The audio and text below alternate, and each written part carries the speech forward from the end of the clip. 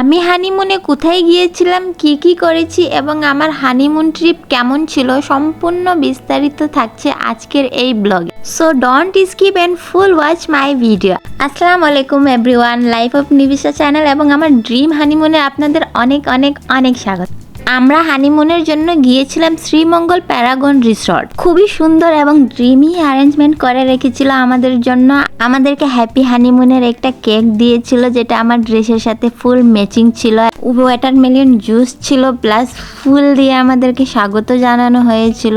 আমি তো জাস্ট রুমের ভিতর এন্ট্রি নেওয়ার সাথে সাথে সারপ্রাইজড। এত সুন্দর করে আমাদের বেড হানিমুন সুইট সাজিয়ে রেখেছিল। আমি খুবই হ্যাপি হয়েছিলাম। আমাকে খুব ভালো লেগেছে ফুল অ্যারেঞ্জমেন্টটা। এটা অ্যাকচুয়ালি আমাদের একটা গিফট ছিল, ওয়েডিং গিফট হিসেবে আমাদেরকে হানিমুন প্যাকেজ দেওয়া হয়েছিল। দেন আমি ওয়াশরুমে যাই, ওয়াশরুমেও তারা ফুল রেখেছিল এবং ওয়াশরুমটা অনেক সুন্দর ছিল। আর আমার খুব ভালো লাগছিল, পুরো ফ্লোরে বেলুন বিছিয়ে রেখেছিল। আমি এখানে হ্যাপি হানিমুন বেলুন ফাটাই উইশ করছিলাম আমার হাজব্যান্ডকে। আর আমাদের বেড তো দেখতেই পাচ্ছ, ওয়াও, জাস্ট ওয়াও। এইটা আমাদের হ্যাপি হানিমুন কেক। কনসিডেন্টলি আমার ড্রেসের সাথে ম্যাচ হয়ে যায়। আমি সেম কালারের মানে লাইট পার্পল কালারের ড্রেস পরেছি এবং কেকটাও full matching light purple colour ছিল। আর এখানে আমার হাজব্যান্ড একটা অকাম করে ফেলেছে, ফু দিয়ে হানিমুনের স্পেলিংটা নষ্ট করে ফেলেছে। সে নারিকেল গাছের পাতা দিয়ে মেবি হ্যাপি হানিমুন লিখে রেখেছিল এবং ফু দিয়ে পুরো হানিমুনের স্পেলিংটাই নষ্ট করে ফেলেছে। তো আমরা কেক কাট করে আমাদের হানিমুন সেলিব্রেট করলাম।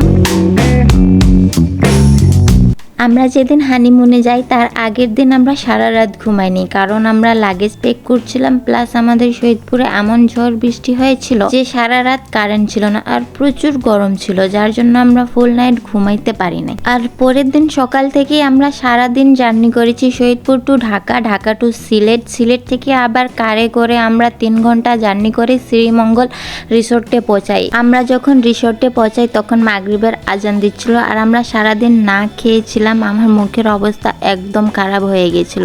সো আমরা কেক কাট করে সেলিব্রেশন করার পর আমরা একটু সুইমিং এরিয়াতে আসলাম ঘোরার জন্য। এই সুইমিং পুলের এরিয়াটা অনেক বেশি সুন্দর ছিল, অনেকগুলো লাইট জ্বলছিল, প্লাস এখানে লাইভ কাবাব গ্রিল এগুলো বানানো হয়। বাট আমরা যখন ওখানে গিয়েছিলাম তখন কোনো কিছু বানানো হচ্ছিল না। সো আমরা একটু ওই জায়গাটাও ঘুরলাম। দেন আমরা এখানে টিকটক বানাচ্ছি। তো তোমরা একটু বলো তো আমরা কোন গানে টিকটক বানাচ্ছি। দেন আমাদেরকে অনেক খিদা লেগেছিল, যেহেতু আমরা সারাদিন না খেয়েছিলাম, তাই আমরা ম্যানেজারকে ডিনারের অর্ডার দিয়ে আমরা লাউঞ্জে বসে ওয়েট করছিলাম। আর এটা ছিল লাউঞ্জের ভিউ। আর আমার এত পরিমাণে খিদা লেগেছিল আর তারা ডিনার রেডি করতে এত লেট করছিল, তাই আমার মুড অনেক খারাপ ছিল। ফাইনালি যখন আমাদেরকে ডিনারের জন্য ডেকে নেওয়া হয়েছে, আমরা জাস্ট সারপ্রাইজ। আমাদের জন্য টেরেসের উপর ক্যান্ডেল লাইট ডিনারের ব্যবস্থা করেছিল। আর তোমরা দেখতেই পারছো কত সুন্দর করে টেবিলটা সাজিয়েছে। একদম মনের সাথে আমাদের হানিমুন ডিনারটা আমরা করলাম। আর সারাদিন আমরা যেহেতু না খেয়েছিলাম, খিদাও প্রচুর লেগেছিল, এজন্য আমরা আগে খাওয়াতেই অ্যাটাক করে ফেলি। সো খাওয়ার মধ্যে আমাদেরকে স্টার্টারে দিয়েছিল টমেটো স্যুপ, গার্লিক ব্রেড এবং কিছু স্যালাড ছিল। তখন ওয়েট করার পর এত সুন্দর একটা ডিনার টেবিল দেখে রাগ উধাও হয়ে কোথায় পালাইছে খুঁজেই পাওয়া যাচ্ছিল না। ডিনার টেবিলটা দেখেই মনটা অনেক হ্যাপি হয়ে গিয়েছিল। আমাদেরকে যেহেতু অনেক খিদা লেগেছিল, প্লাস আমরা অনেক টায়ার্ড ছিলাম, ঘুমও আসছিল, মনে হচ্ছিল তাড়াতাড়ি ডিনার শেষ করে আমরা রুমে যাই। সো আমরা বেশি দেরি না করে আমরা মেন কোর্স অর্ডার দিয়ে দিই। তো মেন কোর্সে ছিল Mexican chicken and fried rice, then ডিজার্টে ছিল একটা স্পেশাল পুডিং। সো আমরা তাড়াতাড়ি করে ডিনার শেষ করে চলে যাই রুমে অ্যান্ড যাই ঘুমিয়ে পড়ি। ঘুম ভাঙে একদম 10:30টায়। আর আমাদের বুফে ব্রেকফাস্ট টাইম ছিল 11টা, তাই আমরা দেরি না করে জাস্ট ব্রাশ করে নাইট ছুটি চলে আসি ব্রেকফাস্ট করার জন্য। ব্রেকফাস্ট করেই আমরা চলে যাই সুইমিং করার জন্য। তো আমি সুইমিং পারি না, তাই আমি জাস্ট সাইডেই ছিলাম।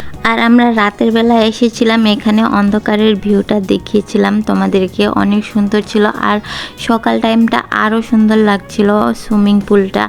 তো আমি যেহেতু সুইমিং পারি না তাই আমি সাইডেই ছিলাম। আমার হাজব্যান্ড ভালো সুইমিং পারে তাই সে মাঝখানে যায় সুইমিং করছিল আর মাঝে মাঝে আমাকেও হাত ধরে নিয়ে যাচ্ছিল, কিন্তু মাঝখানে নিয়ে যেয়ে আমাকে ভয় দেখাচ্ছিল, হাত বারবার ছাড়ে দিচ্ছিল আর আমি অনেক ভয় পাচ্ছিলাম তাই আমি যাইতে চাচ্ছিলাম না।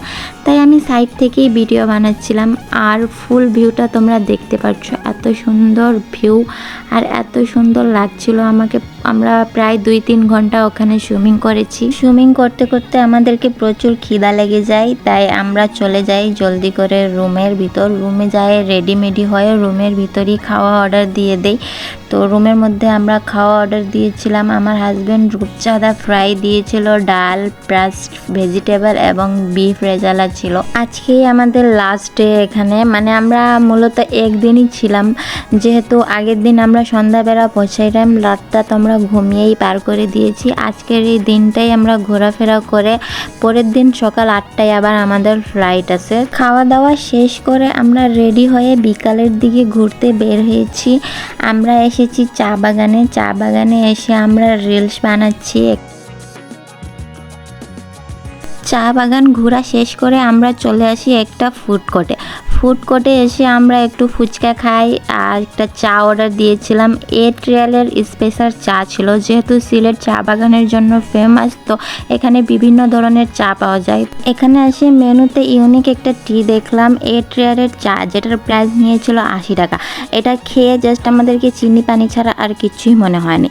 দেন আমরা বেক রিসর্টে চলে আসি, কয়েকটা রুমের মধ্যে রিলস বানাই, দেন ডিনার অর্ডার দেই, রুমের মধ্যেই ডিনার করি আর ঘুমিয়ে পড়ি। পরের দিন সকাল 8টায় আমাদের ফ্লাইট ছিল। সো এটাই ছিল আমাদের হানিমুন ব্লগ। আল্লাহ হাফিজ।